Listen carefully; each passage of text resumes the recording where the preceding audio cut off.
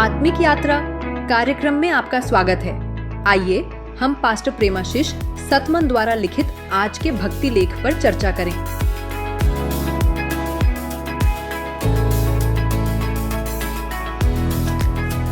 Praise the Lord.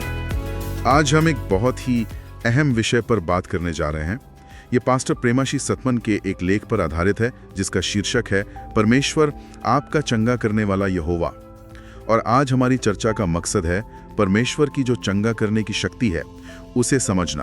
क्या परमेश्वर सच में व्यक्तिगत तौर पर हमें चंगा कर सकते हैं, खासकर तब जब हम बिल्कुल थक जाते हैं, ऐसा लगता है कि सारी हिम्मत सारी शक्ति खत्म हो गई है। वो कौन सा गुप्त स्रोत है शक्ति का?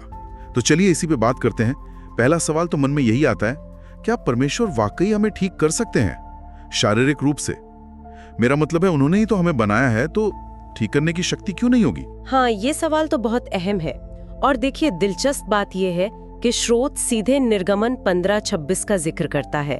उस आयत में परमेश्वर खुद को प्रकट करते हैं, कहते हैं, मैं तुम्हारा चंगा करने वाला यहोवा हूँ, यहोवा राफा।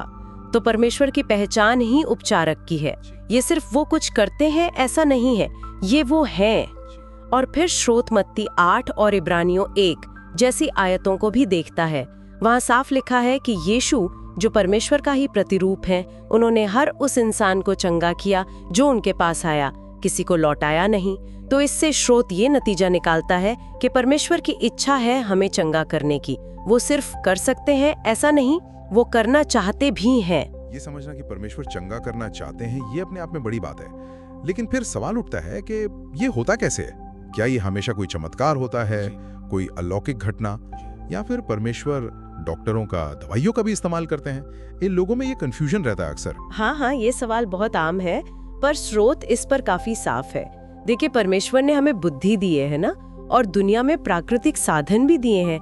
दवाएं हैं, इलाज के तरीके हैं, डॉक्टरों का ज्ञान है। ये सब भी तो उसी दुनिया का हिस्सा है जिसे परमेश्वर ने बनाया।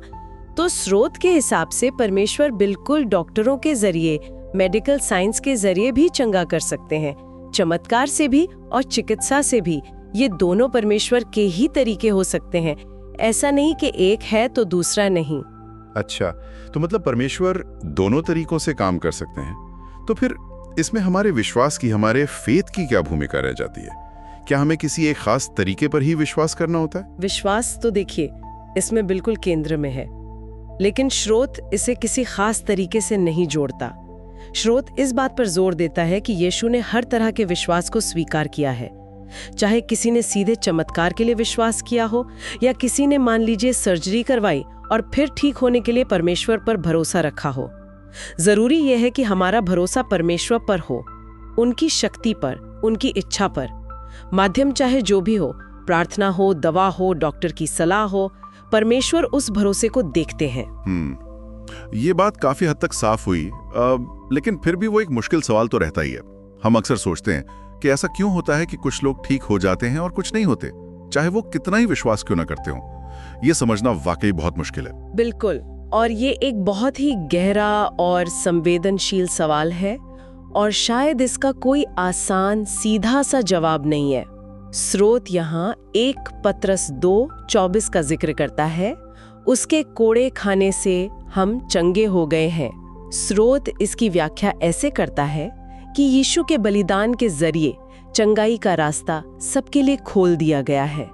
ये परमेश्वर की तरफ से एक प्रस्ताव है जो सबके लिए है। तो स्रोत के नजरिए से सवाल ये नहीं है कि परमेश्वर चंगा करेंगे या नहीं, क्योंकि उनकी इच्छा और काबिलियत तो है ही, बल्कि हमें उन पर और उनके समय पर भरोसा रखने के लिए बुलाया गया है। कभी कभी चंगाई फौरन नहीं मिलती, या शायद उस रूप में नहीं मिलती जैसा हम सोचते हैं। स्रोत हमें लगातार परमेश्वर को खोजने, उन पर भरोसा रखने को कहता है, चाहे हम सब कुछ समझ ना भी पाएं। वो हमें चंगा करना चाहता है, और वो अलग अलग तरीकों से काम कर सकता है, चमत्कार से भी और मेडिकल हेल्प के जरिए भी। इसमें हमारा भरोसा, हमारा विश्वास बहुत अहम है, और यीशु के बलिदान के द्वारा चंगाई का ये रास्ता सबके लिए खुला है। बिल्कुल सही।